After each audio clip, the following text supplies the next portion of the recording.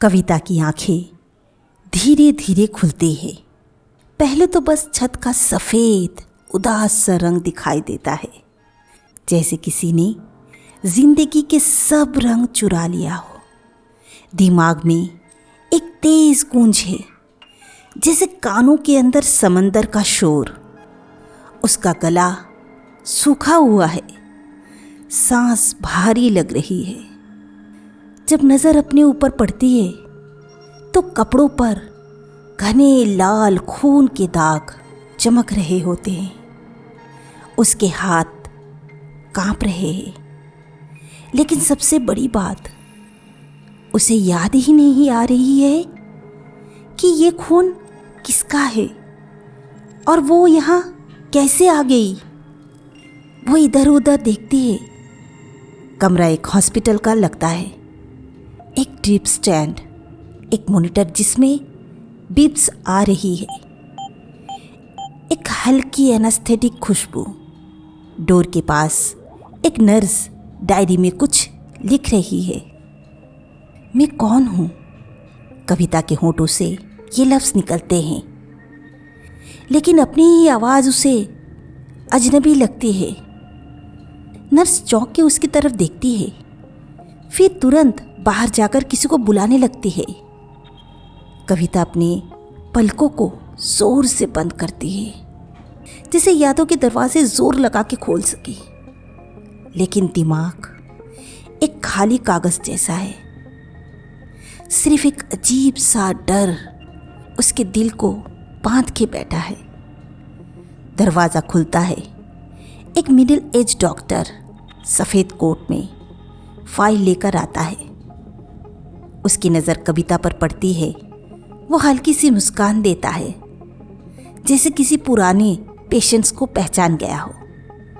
लेकिन कविता को लगता है जैसे वो मुस्कान सिर्फ चेहरे पर है, आंखों तक पहुंची ही नहीं।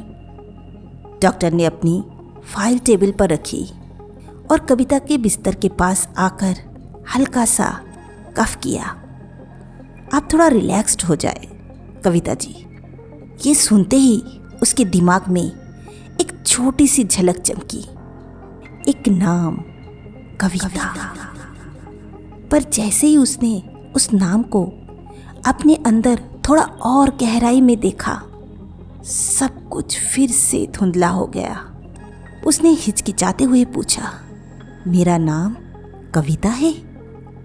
डॉक्टर ने फाइल पलट कर देखा। हाँ, पुलिस रिकॉर्ड के हिसाब से यही आपका नाम है। आप एक एक्सीडेंट का शिकार हुई थी, सिर पर चोट लगी, उसकी वजह से आपको टेम्पररी मेमोरी लॉस हो गई है। हम इसे एक्सीडेंटल एमेसिया कहते हैं। अच्छी बात यह है कि इस तरह की मेमोरी लॉस ज़्यादातर वापस आ जाती है। एक्सीडेंट? कविता ने अपने हाथों पर लगी चोटों को देखा। उंगलियों के बीच और कलाई के पास छिले हुए निशान, जैसे किसी ने जोर से पकड़कर खींच लिया हो। कविता ने पूछा, कौन सा एक्सीडेंट? मैं कहाँ थी? डॉक्टर ने हल्की सी नज़र नर्स पर डाली, फिर कहा, फिलहाल आपको आराम करने की ज़रूरत है।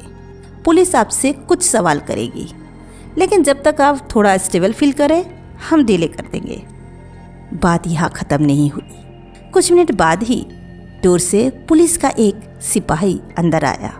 उसके साथ एक आदमी भी था, 34-37 साल का, तेज नज़र, नीटली प्रेस शर्ट और महंगा वॉच पहने हुए। और ये है आपके पति मिस्टर समीर मल्होत्रा, पुलिस वालों ने कैजुअली कहा।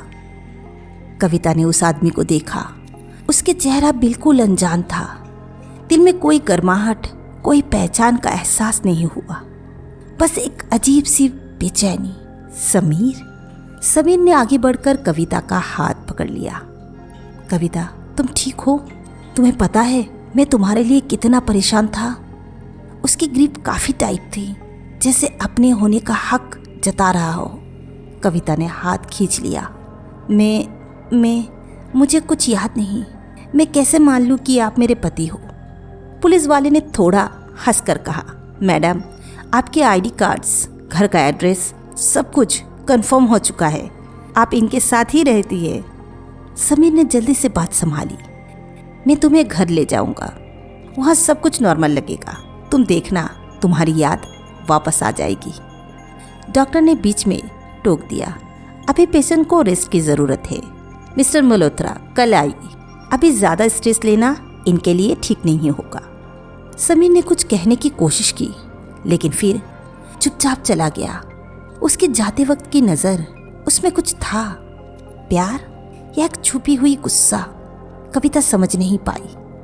हॉस्पिटल के अगले 2 घंटे एक अजीब सन्नाटा में बीत गया। नर्स कभी टेम्परेचर चेक करने आती है, कभी सलाइन बोतल बदलने, लेकिन कविता का मन कहीं और था। उसके अंदर एक आवाज बार बार कहती है, ये तुम्हारी जिंदगी नहीं है। रात को जब हॉस्पिटल का कॉरिडोर शांत हो गया, तब कविता ने बिस्तर के पास रखे अपने सामान को देखा। एक हैंडबैग जिसमें सिर्फ एक फोन, एक लिपस्टिक और एक छोटा सा पर्स था। फोन लॉक था, पासवर्ड अननोन। पर्स में एक ड्राइविंग लाइसेंस था, नाम कविता मल्होत्रा। एड्रेस भी दिया था, लेकिन उस एड्रेस का कोई तस्वुर उसके दिमाग में नहीं था। तभी एक हल्की सी खटखट आवाज, जैसे कोई उसके कमरे के बाहर रुककर दरवाजा थोड़ा सा खोल रहा हो। कविता ने तेजी से बिस्तर के ब्लैंकेट अपने ऊपर खींच लिया और आंखें आधी बंद कर ली। एक परछाई दरवाजे के पास आई, फिर धीरे धीरे अंदर घुसी। वो एक आदमी था, हुडी पहने, चेहरा अंधेरे में छुपा हुआ। उसने अपनी जीन्स की पॉकेट से एक छोटी सी डायरी निकाली और चुपके से कविता के बिस्तर के नीचे रख दी। उसके जाने के बाद कविता ने डायरी निकाली। उसका कवर पुराना सफ़ेद कागज़ों का था। पहले पन्ने पर लिखा था, अगर ये तुम पढ़ रही हो तो तुम सच के बहुत करीब हो। उसके नीचे एक अजीब सिंबल बना था, 2 गोल चक्कर जो आधे आधे ओवरलैप होते हैं, जैसे 2 जिंदगियां एक दूसरे में खुल गई हो। कविता की दिल की धड़कन तेज हो गई। डायरी के अगले पन्ने पर कुछ लिखा था, लेकिन इंक थोड़ी फैल गई थी। बस कुछ लफ्ज़ समझ आती है, झूठ, विश्वासघात, अपना अस्तित्व वापस पाओ। उसने डायरी अपनी तकिए के नीचे रख दी। अब उसके लिए नींद बिल्कुल गायब थी। रात के 1 बजे जब वहाँ सब सो रहे थे, नर्स ने आकर टीवी ऑन किया। पता नहीं क्यों न्यूज़ चल रही थी। मुझे बैकग्राउंड नॉइज़ पसंद नहीं, उसने कैजुअली कहा। कविता ने ज़्यादा ध्यान नहीं दिया, लेकिन फिर स्क्रीन पर एक चेहरा दिखा जो उसका खुद का था। उसका दिल एक पल के लिए रुक गया। स्क्रीन पर एक औरत कॉन्फिडेंट तरीके से प्रेस कॉन्फ्रेंस दे रही थी। चेहरा का हर नक्श कविता से मिलता था, लेकिन उसका हेयर स्टाइल, कपड़े और अंदाज अलग था। और नाम के रूप में स्क्रीन पर लिखा था, अनीता शर्मा, सोशल एक्टिविस्ट। कविता की उंगली टीवी स्क्रीन को छूने लगी, जैसे अपने ही चेहरे का सच महसूस कर रही हो। उस समय उसके अंदर एक अजीब सा खौफ और क्यूरियोसिटी का तूफान उठ चुका था। कविता का सांस रुक गया था। टीवी पर वो औरत, उसका ही चेहरा, उसकी जैसी आंखें, वैसे ही जैसे होठों की मुस्कान, लेकिन एक अजीब सा आत्मविश्वास, एक अथॉरिटी के साथ मीडिया के सवालों का जवाब दे रही थी। आपके एनजीओ पर करप्शंस के आरोप लग रहे हैं, क्या कहना चाहेंगे आप अनीता जी? एक रिपोर्टर ने पूछा। उसके सवाल पर अनीता हल्का हंसती है और फिर कहती है, सच सामने आने में हमेशा वक्त लगता है। मैं सच्चाई के लिए लड़ रही हूँ और लड़ती रहूँगी, उसने एकदम कॉन्फिडेंस टोन में कहा। कविता ने टीवी की आवाज़ बढ़ा दी, जैसे हर लफ्ज़ अपने अंदर उतारना चाहती हो अनीता? उसने फुसफुसाहट के साथ कहा, जैसे अपने ही पराये नाम को पहली बार टेस्ट कर रही हो। उसके मन में एक तीखी सी चुभन हुई, एक फ्लैश जैसा।